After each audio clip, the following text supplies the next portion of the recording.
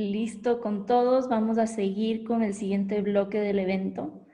El siguiente bloque del evento también va a ser en inglés, entonces quienes sigan en traducción, manténganse ahí. Y yo voy a cambiar a inglés también para presentar a Joseph. Bueno, I'm thrilled to have Joseph here on stage with us. Joseph was one of my teachers when I was doing my master's degree. He's a professor for a long time in IE Business School and also the founder of Kinetic Thinking. And today he'll be talking to us about a discipline when starting a venture and what it takes to be an entrepreneur. The dynamics, as I discussed with him a couple of weeks back, is going to be interactive, and he's going to be helping us out see what we're made of, what we're made up of. So I'll just leave Joseph to it, and thank you again, Joseph, for joining the Opportunity Summit. You can share your screen, you can do whatever you need.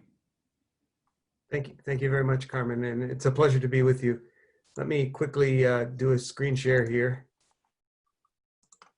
And I hope I can, in some way, live up to the expectations that you just laid out for me. Are you seeing that okay? Great. Yep, perfectly. Well, hola a todos y buenas tardes desde Madrid. Hello, everyone, and good afternoon to you from Madrid. And welcome to the session. It's my pleasure to be with you. And like Alex said a minute ago, it's a shame, a pity we can't be together in Ecuador, but we'll wait for better times in order to do that. So perhaps my approach is going to be slightly different than some of the other sessions that you've had at this wonderful two-day event. Because I'm going to first, I'm going to talk to you as a professor of entrepreneurship and innovation, which I have been for the past 20 years. And as a professor, I've thought a lot about entrepreneurship in the way you might think about a bicycle. And what I mean by that is that I have looked at and examined the distinct parts that make up entrepreneurship. I've looked at how those parts fit together to make something whole. And I've tried to understand how things work from the perspective of the external observer, from the point of view of the scholar, if you will. Now, I'm also an entrepreneur, and I have participated as a co-founder in 3 startups in the educational sector. And what that means is that what I like to do is look from the perspective of the person who's in control of the startup process, in the same way that you would look at bicycles from the handlebars looking down a steep and narrow pathway. And obviously these 2 perspectives are very different from one another. So this means our session today will somehow blend these 2 perspectives in a way that I hope you find useful and insightful. So without further ado, perhaps we can get started with this discussion. Let's do something simple together. Look at the picture and tell me what you see. What's in it? And if you would like, you can put something directly in the chat if there's a chat available for all of you to see. But I want to see what catches your eye. What draws your attention in this picture? Joseph, so just so you know, because of what I told you before of the sort of attack we had yesterday, yeah, the chat is not no worries visible to anyone, so just go on. Okay, so with, in the absence of the chat, just hold in your mind then the first image in this photograph that catches your eye. Okay, now I want you to do a slightly different exercise this time. What I'd like you to do is this time I want you to identify what's missing from the picture. In other words, what is not there? again, enter in your mind what's missing from this picture. And by doing so, what you have just experienced is the tension between the visual and the envisioned. One engages your visual sense, what you see, and the other engages your capacity to imagine. And in dealing with the world around us, we resort to using frames. We focus on certain things or areas and ignore others. This is how we deal with most situations. To think about the future is to think about what's not yet there. And it is hard to imagine the future in detail.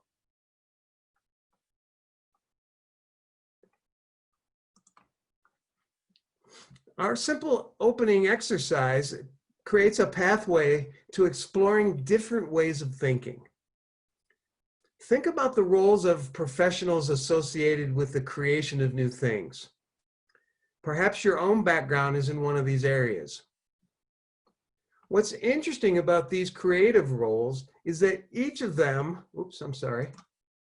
each of them operates in a different community with its own practices, its own language, its own concepts and tools. In other words, they each think differently, and each has a distinct role to play in our human experience. The engineer creates solutions such as devices or entire systems to solve problems. The designer creates user utility or experience. The scientists create new theories and concepts, conceptual frameworks that help us to understand, control, and even predict the world around us. And the artist creates new meaning or helps us to reveal things that were hitherto hidden aspects of the world around us. Now, the broader point here is that thinking has a wide spectrum, and our specific backgrounds and our grooves of habit may prevent us from leveraging the full spectrum and diversity of our own thinking. Habits can put our imagination and curiosity to sleep.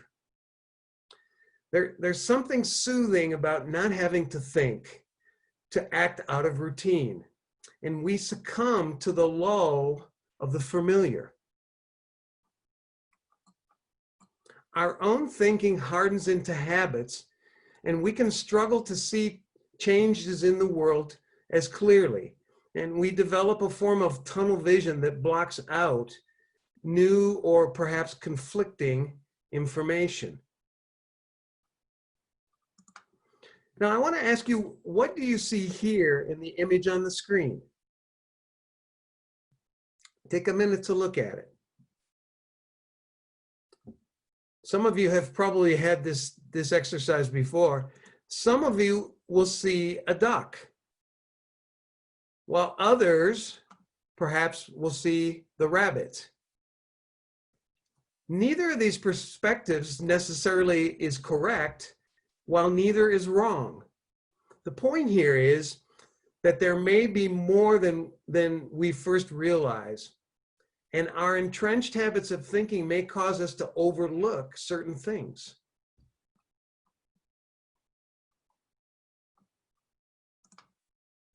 As it turns out, we have a powerful arsenal for engaging with the world.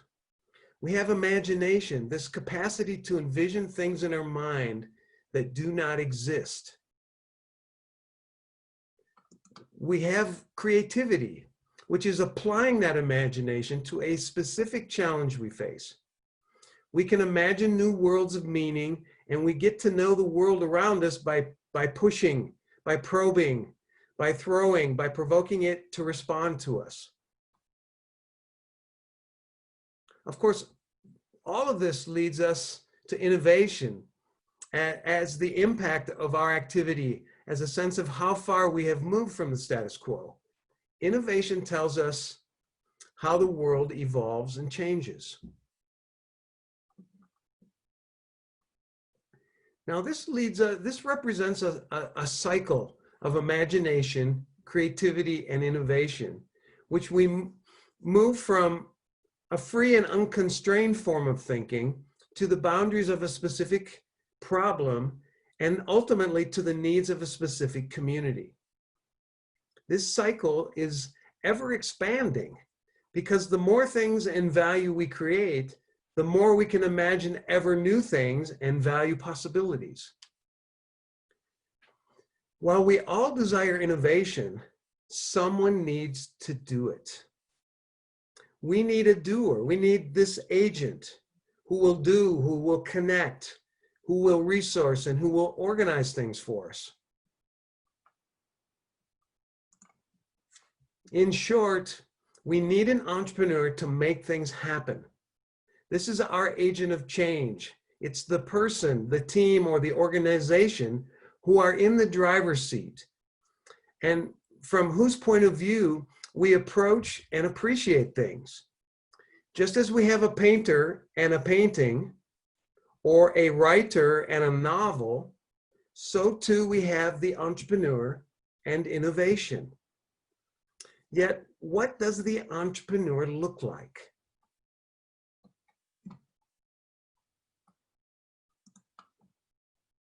You can easily identify, say, a doctor or a lawyer or even a school teacher from the setting in which they operate. But can we identify entrepreneurs in this way?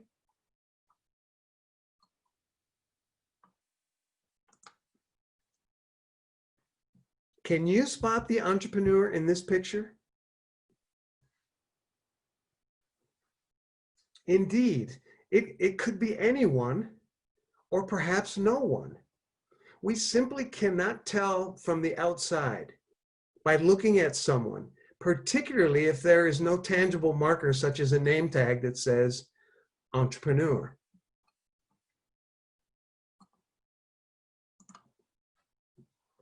Notably, being an entrepreneur is not about who people are or what people do.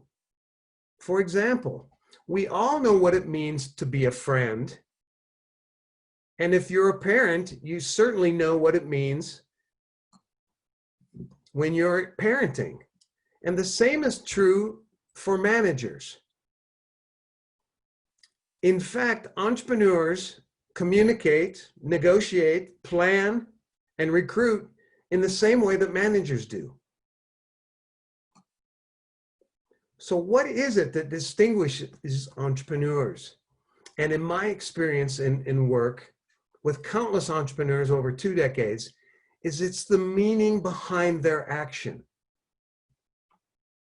Entrepreneurship is about the meaning of what people do or the way they use and direct their thinking. Entrepreneurs focus on aspirational, imagined futures and are often in search of new meaning.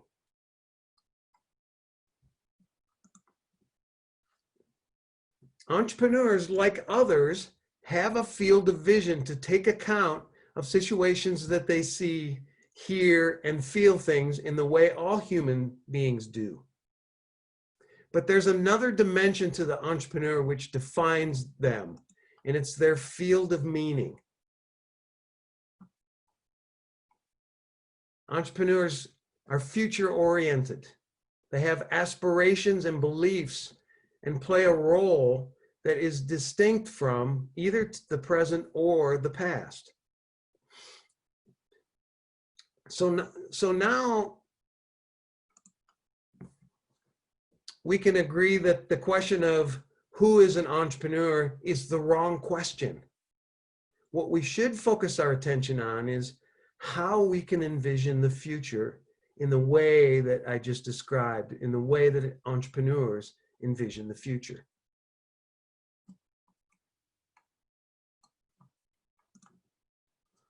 Now, keep in mind, the fuel for our thinking comes from 2 sources. Our past, which is based in part, at least, on our education, our professional and practical experience, and that the habits that we shape. And how we use our capabilities to imagine and envision as we direct our thinking toward the future. So these are the two aspects that shape how we apply meaning to our entrepreneurial endeavors. So that begs the question, how do we construct meaning? Meaning is fundamentally human, and it shapes everything we see and everything we do. It arises from our capacity to think, to imagine. It guides our actions, and what we do also helps us to generate new meaning. More fundamentally, something remarkable happens when children are around the age of 3. Their capacity to imagine starts to develop, and they begin to separate thoughts from objects, to act independently of what they see, to play in an imaginary world, to escape the constraints of the situation. This allows us to create a separation between what we see and what things mean. The child can turn an ordinary box into a castle, and they can turn a broomstick into a horse. Speaking of horses,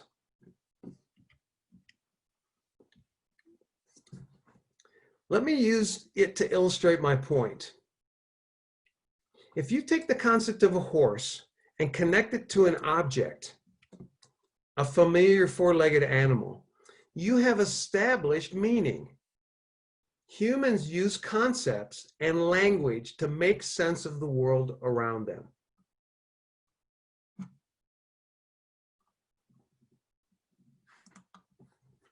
Staying with this analogy for just a minute, we can explore the complexities of meaning. Take the concept of the word pitch. To the entrepreneur, a pitch means pitching your business to an investor. To a football player, a pitch is where the game is played. For a musician, pitch is related to musical notes. And to a baseball player, a pitch is a fastball or a curveball. So how does the construction of meaning shape entrepreneurship and the creation of new businesses? In other words, how do entrepreneurs use the meaning of their action to innovate?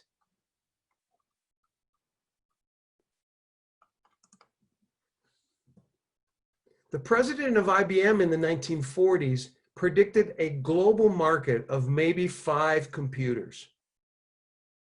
Later, of course, IBM somewhat reluctantly made the switch to personal computers. Yet Bill Gates saw the opportunity in software by recognizing that computing could be separated into hardware and software, and that software was a more promising opportunity in his eyes. In his own way, Steve Jobs saw a more intimate connection between software and hardware based on design, and set out to build an independent ecosystem that now dominates far too many of our digital lives in ways that not even Jobs could have imagined.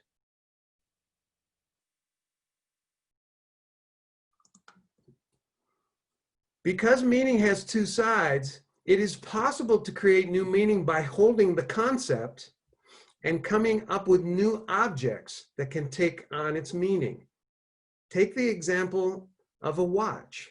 A watch, of course, can be a pocket watch, and it can be used to measure elapsed time, say in a race. And it can also be a device that moves beyond the limited concept of time to become a smart device with no limitation to possibilities.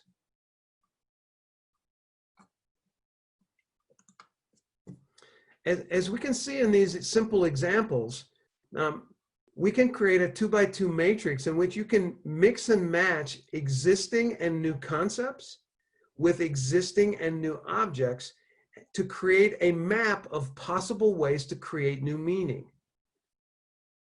This is essentially the mental landscape for which entrepreneurs create value.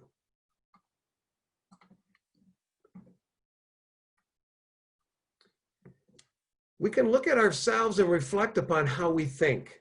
Metaphorically, as entrepreneurs, when we enter the cockpit of thinking, just like in the cockpit of an airplane, there is a dashboard of indicators and levers, buttons and dials that we can use to operate and control our journey.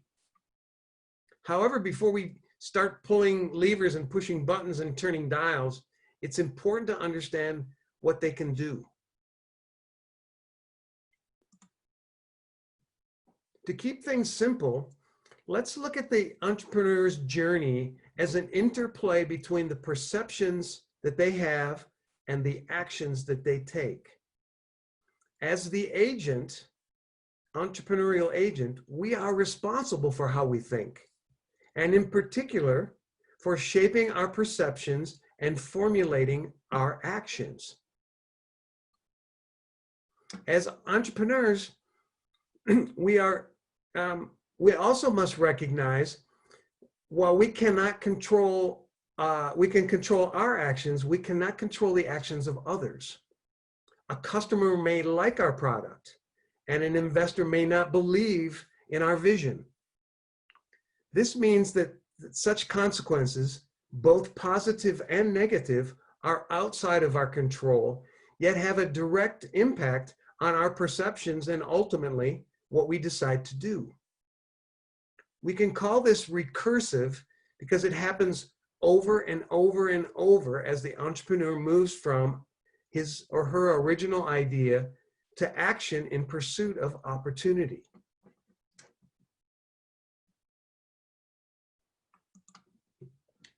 Our thinking plays a role in two critical areas: deciding what to do and filtering what we see.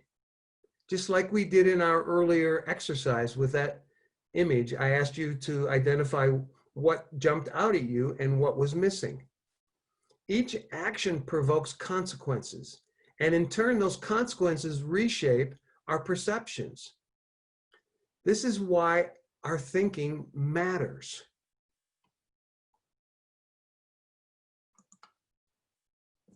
We have explored how entrepreneurs think differently and put their thinking into a reoccurring context that is part of the journey toward opportunity. Now the stage is set for mapping different styles of entrepreneurial thinking. Let me show you how. Let me show you how to hold up a mirror to understand your own personal style of entrepreneurial thinking. Joseph, I'd like to interrupt you there because we're 5 minutes to go for Q&A, and maybe you can show this tool that I already saw with you, and you can invite people to use it after this conference. Sure.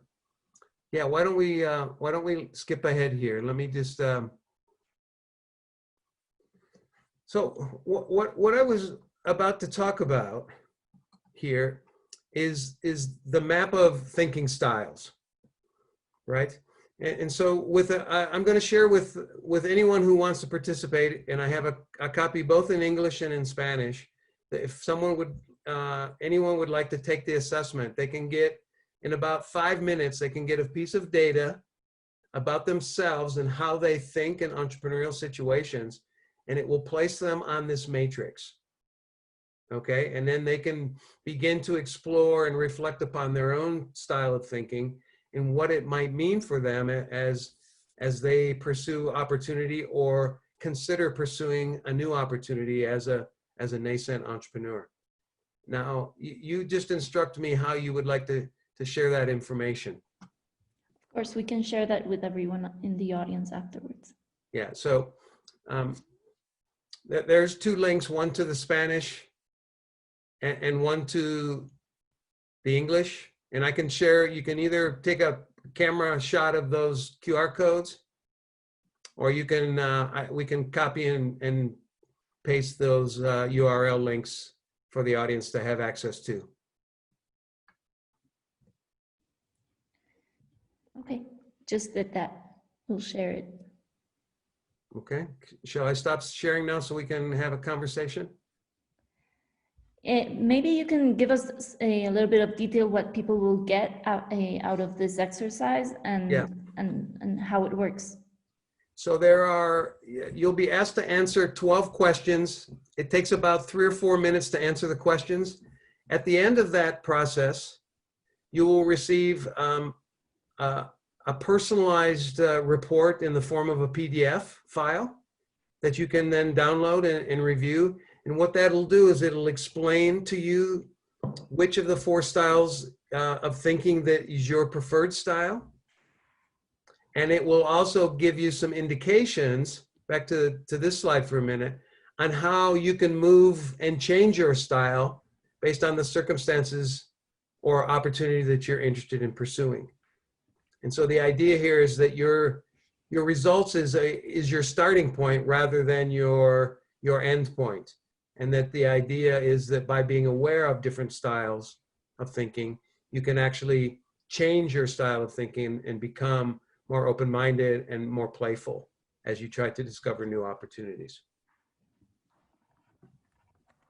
Fantastic. I don't know. Yes, I'm back.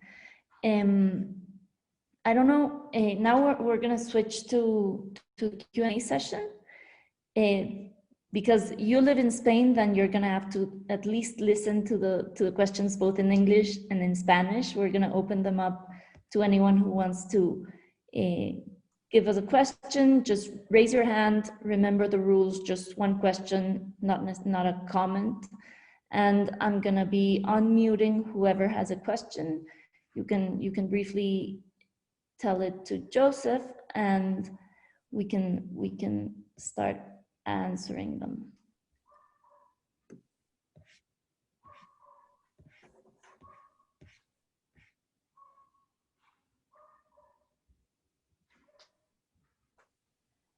I can go ahead and ask you a question.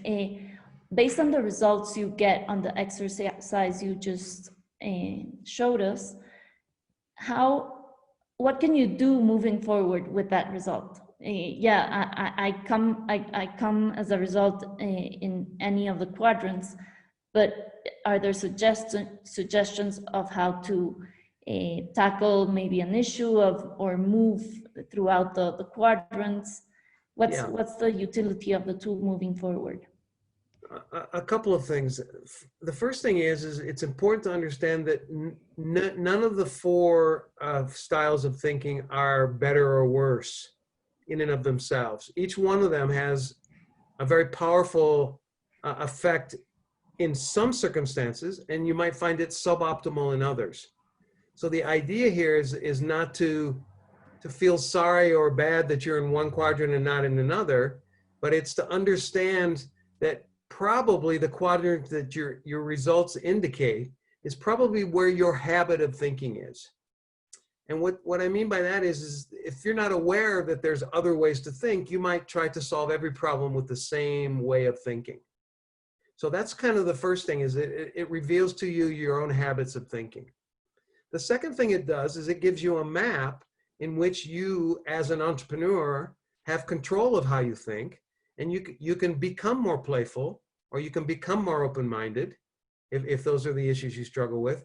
And if you're a breakaway thinker and you're always thinking, 10 years ahead and up in the clouds, it will help you to understand that sometimes being a more focused thinker will help you make progress toward your goal. And so the real purpose here is to empower people to the full range of our capacities to think. And then the second is really to become more intentional about how we use our thinking rather than be the victim of our default setting. And would you say, if it comes to extremes, is there a place in the quadrant or an extreme in the quadrant where if that's the result, then you'd never be a good entrepreneur? No, that's the beauty, Carmen, of the framework, is that all of the components required to move around are innately human. We all have the capacity to be more open-minded. We all have the capacity to be more playful. What we tend to do is get in the habit based on the role or responsibility that we have in a specific assignment. And so we might stay in the same style of thinking for 5 or 6 years until we change jobs, and suddenly we're in a new environment and we realize we've got to change some things. In the entrepreneurial process, right, in the beginning, we're trying to unlock the mystery of what we're going to do. But later, when we've unlocked that, our business is about scaling. And this, unlocking a mystery and scaling a repetitive, stable business are very different styles of thinking. And this is a way to help entrepreneurs make the transition from discovery to execution and scaling. So would you say entrepreneurs are, I guess I know the answer, but are they born or are they made? Well, the underpinnings of everything that entrepreneurs do, in my view, is that they're effective, fast learners. And so what we're saying here is there are different ways to learn. Sometimes you learn by repetition and getting a command of something. And other times you learn by trying new things and just exploring and experimenting.